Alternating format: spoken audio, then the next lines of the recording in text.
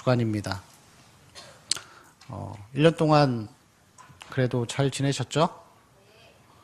어려운 일도 있었고 또 좋을 때도 있었지만 한 해를 돌이켜보면서 하나님 앞에 감사의 마음을 또 제사로 드리는 우리 모든 성도들과 청년들이 되기를 소망합니다. 1년 동안 우리 특별히 청년들 섬김이로 도우미로 참 수고 많았고 고생 많이 했습니다. 상급은 하늘에 있습니다. 하나님을 사랑하는 마음으로 우리가 모든 봉사를 할 때마다 정말 하나님 사랑하는 마음으로 자원하는 심령으로 그렇게 또 행하며 또 새해에도 그렇게 나아갈 수 있는 우리 청년들의 삶이 되었으면 좋겠습니다. 우리가 2주째 지금 이 복음이 무엇인가 아브라함의 삶을 통해서 살펴보고 있는데 여러분 마태복음 1장 1절 말씀을 보면은 뭐라고 기록되어 있죠? 마태복음 1장 1절 아브라함과 다윗의 자손 예수 그리스도의 세계라 하면서 쭉 나오는데 가장 먼저 나오는 이름이 누구죠? 아브라함이죠. 아브라함을 통해서 보여지는 것. 그런데 여러분 그 족보가 이 신약 성경을 시작하면서 마태복음 1장 1절 족보가 왜 아브라함부터 시작할까요?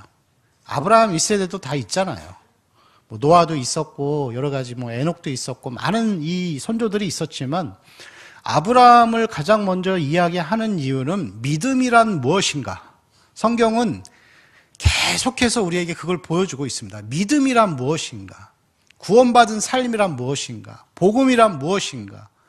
그것을 우리에게 설명하고 있는 것이죠. 여러분 아브라함의 이야기를 볼 때에도 이 아브라함의 내용을 통해서 구원이 뭔지를 볼 수 있어야 돼요. 복음이란 어떤 삶을 사는 것인지를 우리가 볼 수 있어야 하는 것이죠. 계속해서 새해에 들어와서 다음 주 또 계속해서 이 아브라함의 신앙을 통해서 믿음이 무엇인지 구원이 무엇인지를 몇 주가 될지는 모르겠어요. 몇 달이 될 수도 있겠지만 그것을 계속해서 이 말씀을 나누려고 하는데 여러분 성경은 계속해서 이 한 가지만을 이야기하고 있습니다. 복음이란 무엇인가? 구원은 어떻게 받는가? 그리고 믿음으로 산다는 것은 무엇인가를 우리에게 전달해 주는 것이 성경이 유일하게 전하는 그런 메시지라고 할 수 있습니다. 여러분 성경 많이 본다고 해서 선한 사람 되는 거 아니에요. 그리고 성경은 선하고 도덕적인 것을 가르치는 그런 책이 아닙니다. 여러분 교회 다니는 이유도 여러분 행동을 바르게 하고 착하고 선한 사람 되려고 교회 다니는 거 아니에요. 착각하지 마세요. 우리는 죽을 때까지 그냥 쓰레기인 거예요. 성경은 계속 그렇게 이야기하잖아요. 우리는 선한 사람이 되고 도덕적인 사람이 되려고 교회를 다니는 게 아니고 하나님 앞에 나의 부족함을 인정하면서 신실한 삶을 살려고 애쓰는 게 그게 복음의 목적이라 할 수 있습니다. 여러분 제가 거룩한 삶을 살아보세요 자꾸 이야기를 하니까 자꾸 그걸 행동에 집중해서 열심히 살아보려고 하다가 맨날 실패하잖아요. 침체에 빠지고. 여러분의 목적이 잘못되어 있는 거예요. 선한 사람으로 살려고 우리가 신앙생활 하는 거 아니에요. 우리는 죽을 때까지 죄 가운데 살아요. 근데 문제는 죄 가운데 살아도 끝까지 하나님을 신실하게 바라보고 자기를 바라보면서 하나님의 형상을 닮아가는 것이 그게 복음의 사람이라고 할 수가 있습니다.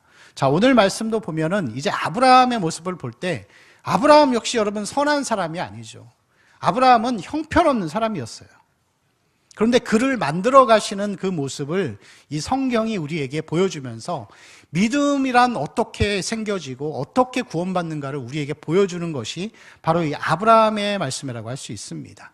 우리 1절 말씀, 12장 1절 말씀 한 번 더 같이 읽겠습니다. 시작. 여호와께서 아브라함에게 이르시되 너는 너의 고향과 내가 내게 보여줄 땅으로 가라. 아멘. 자, 지난주에 제가 설교하기를 이 11장에 보면은 그 11장에서 그 31절에 데라가 그 아들 아브람과 하란의 아들인 그의 손자 롯과 데리고 우르를 떠났다라고 하면서 제가 그렇게 이 말씀을 전했습니다. 아브라함이 아니라 아브라함의 아버지인 데라가 아브라함과 가족들을 데리고 갈대아 우르를 떠나서 나왔다라고 했는데 제가 좀 실수한 것 같아요. 데라를 말하는 이유는 제가 실수했다라고 하는 거는 이 12장 1절을 시작하기 전에 이 킹제임스 버전이라는 성경을 보면은 이런 삽입구가 있어요. 그런데 전에 말씀하시기를. 그렇게 시작하면 여러분 이렇게 나오죠. 그런데 전에 말씀하시기를 여호와께서 아브라함에게 이르시되 너는 떠나라. 그래서 여러분 이 말씀은 사실은 아버지인 데라가 아들과 자손들을 데리고 떠난 것이 아니라 아브라함이 주체가 돼가지고 아버지와 함께 이 조카와 함께 이 갈대아 우르를 떠난 것이라고 할 수 있겠죠. 예. 그거는 제가 이 성경을 그 부분을 놓쳤던 것 같아요. 그런데 여기서 11장 31절에서 아브라함이 데리고 오지 않고 데라가 데리고 왔다라고 그렇게 성경이 기록하는 이유는 제가 추측하건대 이거는 가장이었기 때문에 대표성을 띠고 그렇게 설명을 하는 것 같아요. 아니면은 이 데라가 아버지로서 아브라함이 너무 귀한 자식인 거예요. 근데 그러다 보니까 아브라함을 너무 사랑해서 또 그의 말에 어느 정도 설득이 되어서 하나님이 이렇게 말씀하시더라고요 하면서 그 말씀에 설득이 되어서 함께 나온 것 같은 그런 마음이 들어요. 근데 뭐 확실하진 않죠. 그러나 중요한 것은 뭐냐면은 이 아버지 데라는 아브라함의 말에 일부 동의를 해서 자기의 고향 땅 기반이 다 세워져 있는 갈대아 우르를 떠나서 나왔어요. 나왔는데 가나안까지 가는 거는 동의가 안 되는 거예요. 갈등이 되겠죠. 그래서 중간에 어디에 머물죠? 하란이라는 곳에 다시 머물게 됩니다. 여러분, 사람들이 고향을 떠나는 이유는 왜 그러죠? 보통은 고향을 떠나는 이유는 부정적인 이유 때문에 떠나는 경우가 많아요. 시골에서 먹고 살 게 없으니까 서울로 올라오잖아요. 예? 서울로 자꾸 몰리는 거잖아요. 아니면은 고향에서 뭔 범죄를 저질러서 거기에서 더 이상 이 얼굴을 들고 살 수 없는 그런 상황이기 때문에 떠나오는 거겠죠. 그런데 여러분, 여기서 아브라함이 아버지와 조카와 함께 떠나왔을 때 그 떠나온 이유는 나쁜 이유로 나온 게 아니었죠. 그것은 하나님이 부르신 거예요. 하나님이 나와라 해서 나왔는데, 여러분, 지금 같은 시대에는, 우리가 지금 이 시대에는 고향을 떠나는 게 그렇게 어렵지 않아요.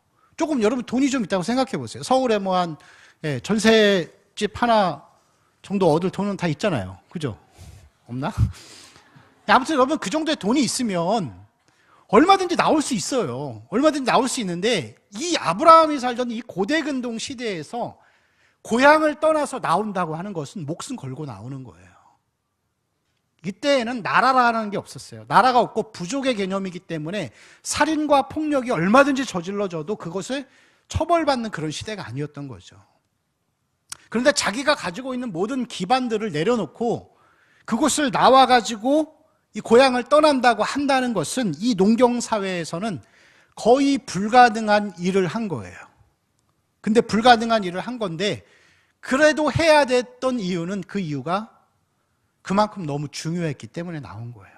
너무 중요했기 때문에. 성경은 기록하지 않죠. 뭐라고, 왜 이유를 정확하게 기록하지 않지만 그냥 하나님이 가라고 하니까 나온 거예요. 떠나서 나온 거예요. 그래서 아브라함을 하나님 부르신 거죠. 갈대아 우르에서 가족들이 집에서 모셔놓는 작은 어떤 동상을 섬기던 이 이방 족속 가운데에서 아브라함을 부르셔서 세상을 창조하시고 구속하신 전능하신 하나님을 섬기라고 하신 거죠. 자, 창세기 11장 앞부분에 보면은 이 바벨탑에 대한 이야기가 나오죠. 여기서 많은 사람들이 바벨탑을 쌓으면서 이렇게 이야기를 합니다. 우리가 우리를 위하여 성을 쌓고 우리 이름을 내자. 자기의 이름을 빛나게 하기 위해서 살던 사람들 가운데에서 하나님께서 이 아브라함을 부르셔서 자기 이름이 아니라 하나님의 이름을 높이고 또 자기가 하나님의 그 은혜 안에서의 이 거룩한 이름을 드러내는 그런 사람으로 하나님이 부르신 것이라고 할 수 있습니다.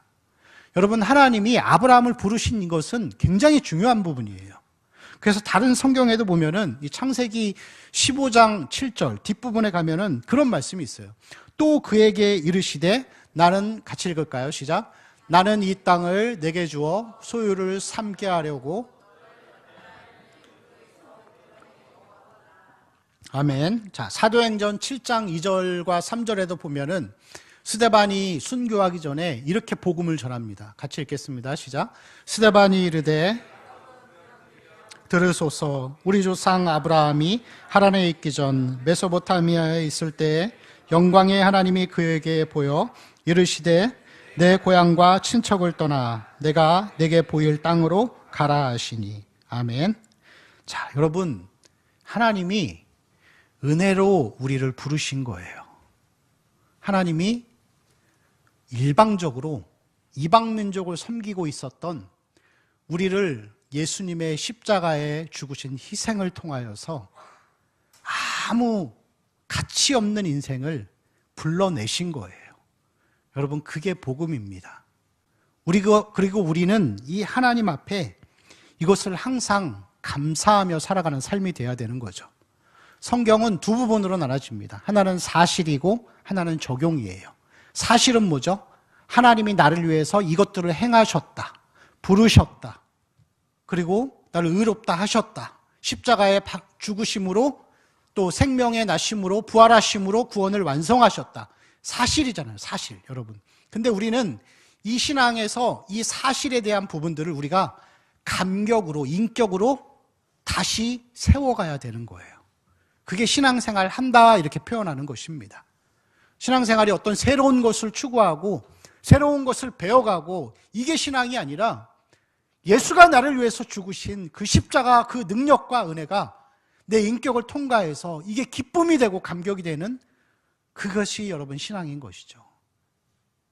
여러분, 오늘날의 교회가 너무나도 사람 중심이 되다 보니까 성경도 그렇게 적용하는 거예요. 묵상을 하고 큐티를 하면서도 오늘 이 말씀이 나에게 주는 의미는 뭔가? 나에게 어떤 도움이 돼야 되는가? 물론 여러분, 성경이 있어요. 적용이라는 부분이 있어요. 로마서 뒷부분부터 시작해서 이 사도의 서신들을 보면은 그리스도인이 이렇게 살아야 한다라는 것을 우리에게 보여주잖아요. 근데 이 적용만 있지 않고 성경은 사실과 적용이 같이 있는 거예요. 그리고 우리는 맨날 이 적용을 나에게만 적용하고 나에게 하나님이 주시는 음성은 무엇인가? 온통 여러분, 이게 물론 성경적이지만 거기에만 집중하면은 신앙 자체가 사람 중심이 돼버리는 거예요. 나에게 주시는 말씀의 의미가 뭔가? 그걸 우리가 물어보고 하나님 앞에 적용하기 전에 앞서서 사실을 먼저 받아들이는 거예요. 아브라함을 부르시고 나를 부르시고 십자가에 죽으셨고 부활하셨고, 여러분, 이것이 우리에게 감격이 되고 기쁨이 되고 또 그것이 은혜가 되는 삶이, 그게 여러분 성숙한 그리스도인의 삶이라고 할 수가 있습니다. 여러분, 항상 이 사실이 나에게 하나님 감격이 되게 하여 주옵소서. 그 고백이 있어야 합니다. 그리스도의 지식에 넘치는 사랑으로 채워지고 하늘에 속한 그 지혜와 계시의 영을 통하여서 하나님이 이미 우리에게 2000년 전에 부어주신 이 부르심과 구원의 복이 다시 기쁨과 감사로 임하는 우리 청년들과 성도들의 삶이 되기를 축원합니다. 자, 그 다음 말씀 보면은 이 말씀은 우리에게 구원 이후의 삶은 또 어떻게 살아야 하는가를 우리에게 보여주고 있습니다. 하나님이 아브라함을 부르신 거는 일방적으로 부르신 거잖아요. 아브라함이 뭐 한 거 아니에요. 뭐 하지 않았고 하나님이 일방적으로 선택해서 구원해 주신 거죠. 근데 여러분, 우리가 이 구원을 받은 다음에는 반드시 사람이 해야 될 일이 있는 거예요. 그게 뭐냐면 순종이에요, 순종. 4절 말씀 같이 읽을까요? 시작. 이에 아브라함이 여호와의 말씀을 따라갔고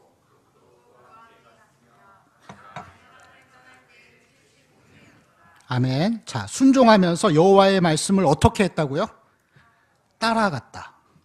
여러분, 1절에서 9절까지의 이 전체 본문을 보다가 보면은 계속해서 나오는 동사가 하나 있어요. 그게 뭘까요?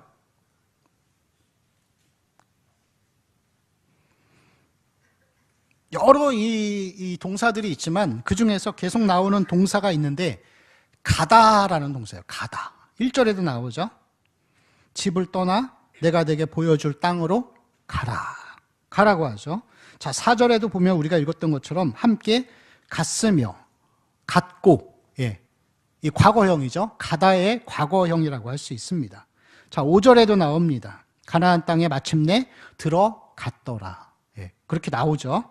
9절에도 나옵니다. 점점 남방으로 옮겨갔더라.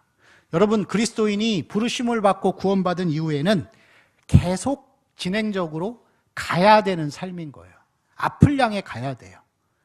이 아브라함을 보면 계속해서 옮겨가잖아요. 옮겨가면서 앞을 향해 나아가야 하는 것이라고 할 수 있습니다.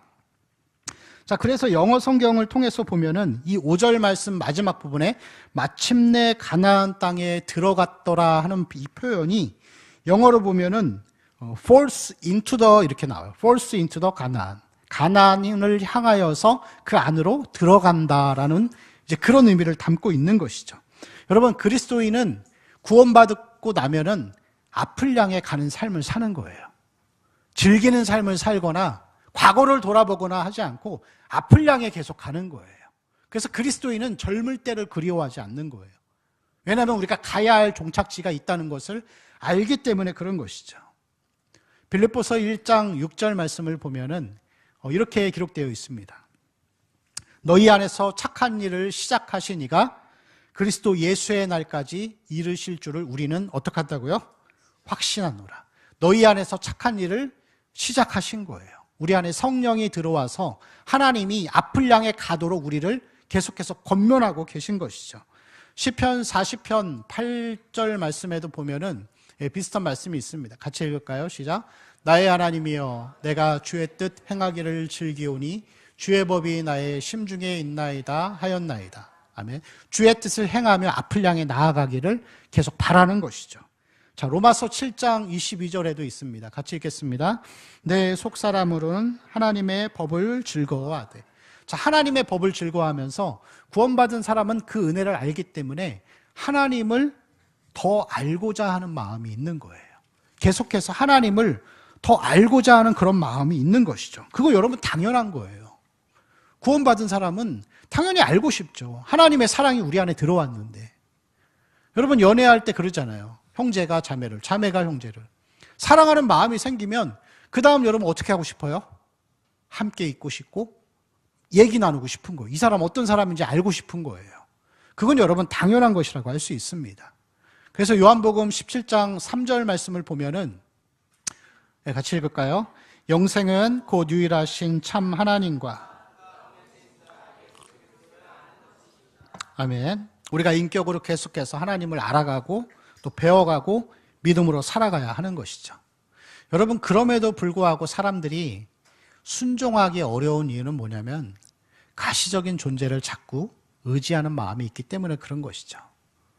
아브라함도 그랬을 거예요. 처음에 하나님이 가라 하실 때 어떤 빚을 받고 어떤 은혜를 받았는지 모르겠지만 나오긴 나왔죠. 나왔는데 혼자 나오지 못한 거죠. 본토 친척 아비지 집을 떠나라고 했는데 본토만 떠났습니다. 친척, 조카 롯이죠. 자, 롯이 여러분 아브라함이 볼 때는 불쌍한 사람이죠. 아브라함의 둘째, 셋째, 막내 동생의 아들이에요. 근데 이 아버지가, 롯의 아버지가 일찍 죽었어요. 그럼 여러분 조카가 이제 고아가 됐잖아요. 얼마나 불쌍해요. 자기가 내가 저 아이를 아버지의 역할을 해줘야 되겠다. 하나님의 명령에 순종하지 못한 거죠. 순종했지만 순종하지 못한 거예요. 그러면서 이제 아버지와 함께 이 롯을 데리고 나오게 됩니다. 그러면서 인간의 특성은 이러한 자기의 아버지, 버팀목이 되어지는 울타리와 같은 존재의 가족에 대해서 자꾸만 의지하는 마음들이 많아지는 것이죠. 이 신약에도 보면은 하나님 나라에 합당하지 않은 삶을 사는 사람이 여러 군데 나오는데 특별히 예수님이 그런 말씀을 하시죠. 누가복음 9장 59절에서 62절까지 보면은 같이 읽을까요? 시작.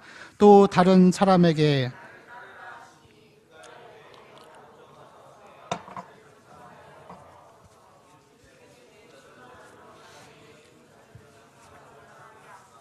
너는 가서 하나님의 나라를 전파하라 하시고 또 다른 사람이 이르되 주여 내가 주를 따르겠나이다마는 나로 먼저 내 가족을 작별하게 허락하소서. 예수께서 이르시되 손에 쟁기를 잡고 뒤를 돌아보는 자는 하나님의 나라에 합당하지 아니하리라 하시니라. 아멘. 자, 아버지를 장사해야 되니까 좀 기다려달라. 그리고 그 반대로 뭐 손에 쟁기를 잡고 가족과 작별하게 하소서 하는데 못하는 거죠. 근데 예수님이 작별조차도 하지 말라는 거죠. 그건 여러분 작별을 하지 말라는 인간 뭐 그런 얘기가 아니죠. 그것은 그만큼 하나님 나라를 향해 앞으로 달려가는 것이 얼마나 중요하고 가치 있는 일인가를 우리에게 보여주는 말씀이라고 할 수 있습니다. 여러분, 그런데 중요한 게 있어요. 이 믿음으로 살고 세상 기준이 아니라 성경의 기준으로 사는 게 너무 중요한데 이거는 우리의 선택이에요. 선택이에요, 선택. 구원은 하나님의 일방적인 은혜인데 이거는 선택입니다. 자, 신명기 30장 19절 말씀 같이 읽을까요? 시작. 내가 오늘 하늘과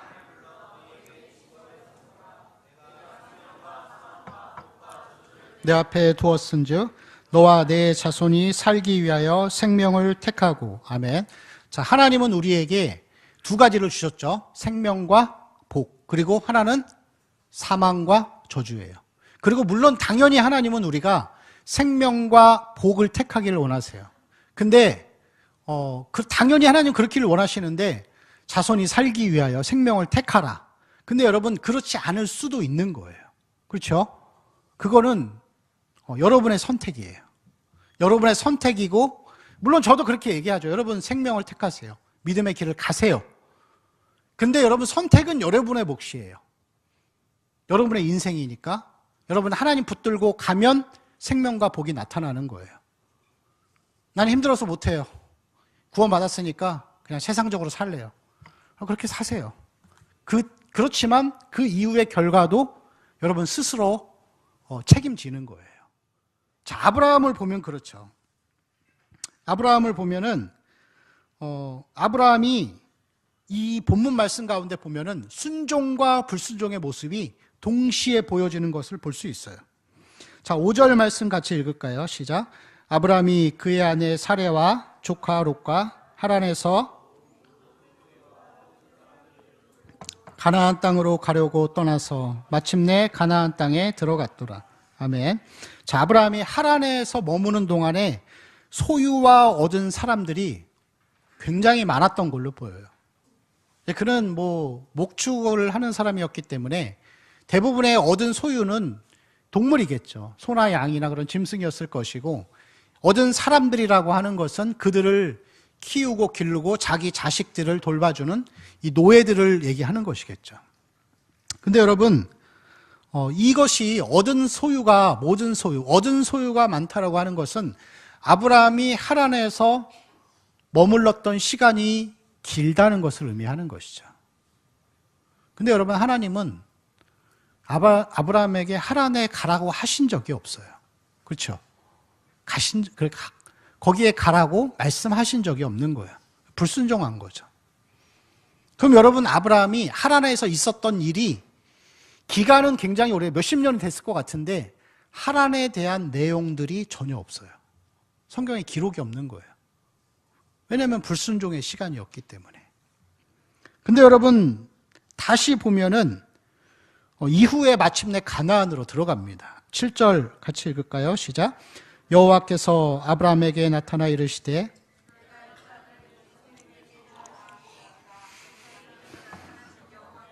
그가 그곳에서 제단을 쌓고. 아멘. 자, 불순종의 시간들이 있었지만 아브라함이 다시 하나님의 은혜를 힘입어서 아버지를 두고 이 가나안으로 들어갑니다. 자, 여기서 이제 들어가서 이제 순종하게 되는데, 그때 하나님이 이렇게 나오시죠.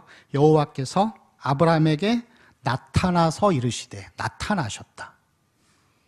하나님이 아브라함에게, 그러니까 여호와 하나님이 전능자가 죄인 앞에 나타나셨다고 하는, 나타나다라는 이 기록은 성경에서 여기가 최초예요.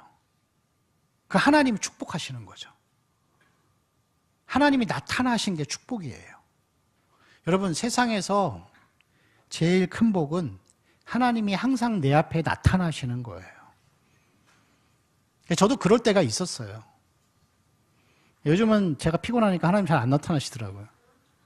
근데 정말 하나님 앞에 친밀하게 있을 때 매일 아침마다 찬송가를 들려주시는 거예요. 꼭 나에게 오늘 꼭 필요한 찬송가. 그 찬송을 마치 내 속에 오셔가지고 나에게 불러주시는 것처럼 그 찬송을 불러주시면서 매일매일을 위로해 주시는 거예요. 그게 여러분 하나님 나타나시는 거죠. 여러분 하나님이 나타나는 것이 우리의 복이 되어야 합니다. 그게 여러분 순종하는 삶을 살아갈 때 나타나는 분명한 특징이라고 할 수 있겠죠. 하나님이 우리에게 이 두 가지의 길을 주셨습니다. 생명과 사망과 복과 저주. 선택은 여러분의 몫입니다. 생명을 선택하기를 하나님도 원하시고 저도 원하지만 여러분 이 세상이 정말 만만치 않죠. 믿음으로 산다는 거, 말씀대로 살아간다는 거 어떻게 그렇게 살아요? 안 될 것처럼 느껴질 만큼 세상과 세속의 권력들은 어마어마하죠. 하나님도 능력이 크시고 하나님이 세상을 만드셨지만 하나님의 버금가는 능력을 사탄도 가지고 있습니다. 그래서 우리가 항상 하나님을 의지하지 않고서는 세상에서 이겨낼 수 없는 것이죠. 그런데 여러분 여기서 아브라함이 믿음을 따라서 살아가는 삶의 과정 가운데에서 분명하게 하나님 앞에 했었던 행동이 있어요. 그게 있을 때 우리가 믿음으로 살 수 있는 것입니다. 자, 우리 말씀 가운데에서 7절과 8절을 한 번 더 같이 읽겠습니다. 시작. 여호와께서 아브라함에게 나타나 이르시되 내가 이 땅을 네 자손에게 주리라 하신지라. 그가 그곳에서 제단을 쌓고 거기서 베델 동쪽 산으로 옮겨 장막을 치니 서쪽은 베델이요 동쪽은 아이라. 그가 그곳에서 여호와께 제단을 쌓고 여호와의 이름을 부르더니. 아멘. 자, 7절과 8절에 공통적으로 나오는 행동이 무엇이죠? 제단을 쌓았죠. 제단을 쌓고 여호와의 이름을 부른 거죠.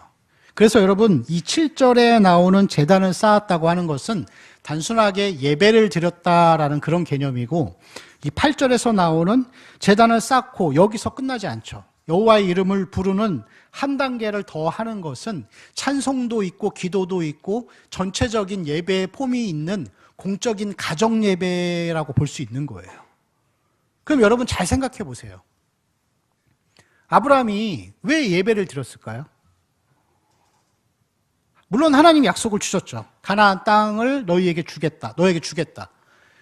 너의 자손에게 주겠다. 말씀은 하셨는데, 그래서 그냥 단순하게 문자적으로 보면은 약속을 받고 감사한 마음으로 제사를 드린 거예요. 예배를 드린 거예요. 근데 여러분 그 이면에는 이런 이유가 있어요. 하나님이 우상의 땅인 갈대아 우르에서 불렀어요. 그렇죠? 은혜로 불러가지고 가라고 한 것이 어디라고요? 가나안. 근데 여러분 가나안에 들어가 보니까 만만치 않은 거예요. 오늘 말씀을 보다가 보면은 6절 볼까요? 뒷부분에 그때의 가나안 사람이 어떻게 했다고요? 그 땅에 거주했다. 이거 왜 기록했을까요? 성경이? 모세가 이 부분을 왜 기록했냐면은 이유가 있는 거예요. 성경은 그냥 쓰여진 부분이 한 군데도 없어요. 그때의 가나안 사람들이 그 땅에 있었더라, 거주하였더라 하죠. 자, 9절에도 보면은 점점 남방으로 옮겨갔더라. 여러분, 가나안 땅은 아브라함이 옮겨 다닌 이유가 있어요. 왜냐하면은 그때의 이 가나안이나 이 고대 근동 시대는 나라라는 개념이 없었잖아요. 나라가 없었기 때문에 살인을 저지르고 남의 재산 빼앗아도 그게 죄가 아니었어요. 그래서 이 나오는 10절부터 뒤에 나오는 아브라함이 애굽에 갔을 때 무슨 짓을 하죠? 자기 아내를 너무 예쁘니까 아내를 뺏고 싶어서 애굽 사람들이 자기 죽일까 봐 겁나가지고 아내라고 얘기 안 하고 이 누이라고 얘기하라 그러잖아요. 왜 그랬을까요? 공포스러운 거죠. 자기 죽을까 봐. 근데 여러분 가나안도 똑같은 거예요. 하나님이 갈대아 우르에서 이방 문화, 우상 문화에서 살던 이 아브라함을 부르셔서 젖과 꿀이 흐르는 가나안 땅이 아니라 이방인들에게 호전적이고 언제든지 자기가 죽을 수 있는 더 공포스러운 곳을 하나님 몰아가신 거예요. 그럼 여러분 두려운 아브라함이 어떻게 했겠어요? 그렇게 했겠죠. 야, 진짜 여기는 하나님 아니면 살 수 없는 데야. 매일매일 밤마다 노예들이 집을 지키고 있어야 하고 자기 재산을 지키는 그런 곳인 거예요. 그러니까 하나님 붙든 거죠. 끝까지. 예배 아니면 나 죽는 거야. 예배 못 드리면 나 죽어. 하나님 못 만나면 난 세상에서 죽는 거야. 자, 그 마음으로 산 거예요. 여러분, 다윗이 시편을 고백하면서 맨날 고백하잖아요. 하나님 나의 피난처입니다. 하나님 나의 산성입니다. 그게 여러분 그냥 나오는 고백이 아니에요. 그거 아니면 자기 죽을 것 같으니까. 그리고 다윗이 7년을 목숨의 위협과 살해의 위협 가운데 쫓겨다니면서 하나님 붙들고 살 수밖에 없는 환경으로 하나님 몰아넣으신 거예요. 그게 은혜예요, 여러분. 여러분, 예수 믿고 구원받으면 평탄한 길이 열려지고 하나님이 큰 것을 예비하셨을 것 같죠? 십자가의 도는, 십자가의 복음은 어두운 데서 우리를 빛으로 불러내서 다시 어두움으로 밀어넣으시는 거예요. 왜 그렇게 하실까요? 그 어두움의 시간들 통해서 철저하게 하나님만 붙들고 살아가라. 이거를 우리에게 가르치고 말씀하고 계시는 거예요.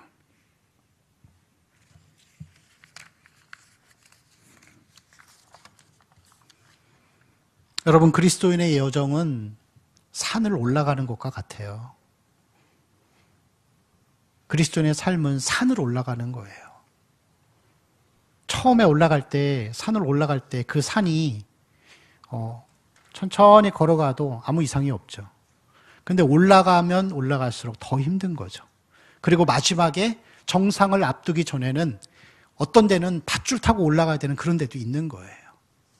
그 중간중간에 우리는 계속 낙심하고 실망하면서 넘어지잖아요.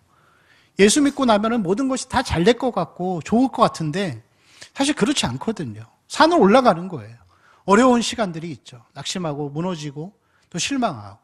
여러분, 그렇지만 그 가운데에서 아브라함이 이 가나안 땅에서 번성할 수 있었고 하나님의 약속을 붙들고 예배드렸던 것은 그 예배를 통해 하나님을 만나는 그 영적인 은혜와 충만함과 공급을 통해서만이 이 땅에서 믿음으로 살아가는 승리의 비결이라는 것을 그가 알았기 때문에 그렇게 한 것이라고 할 수 있습니다.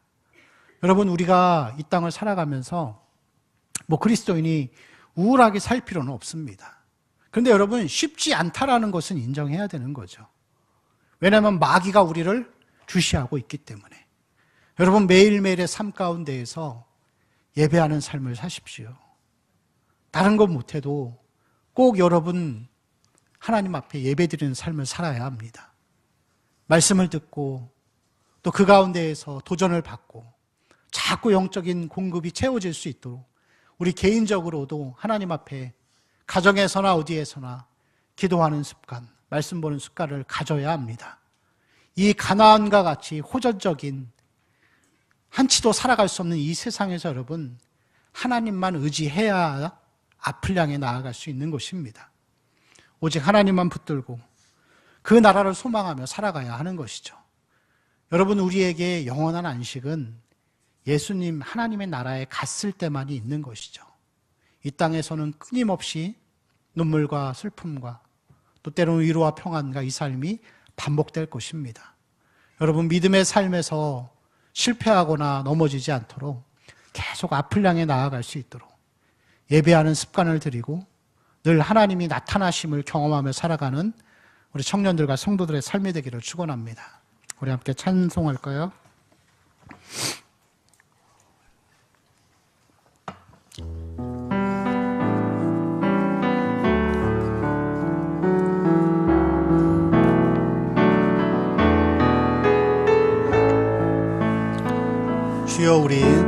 주여 우린 연약합니다. 우린 오늘을 힘겨워합니다. 줄 뜻 이루며 살기에 부족합니다. 우린 연약합니다. 주여 우린 넘어집니다. 주여 우리 넘어집니다. 오늘 하루 또 실수합니다. 주의 긍휼을 구하는 죄인이라 우리 주만 바라봅니다.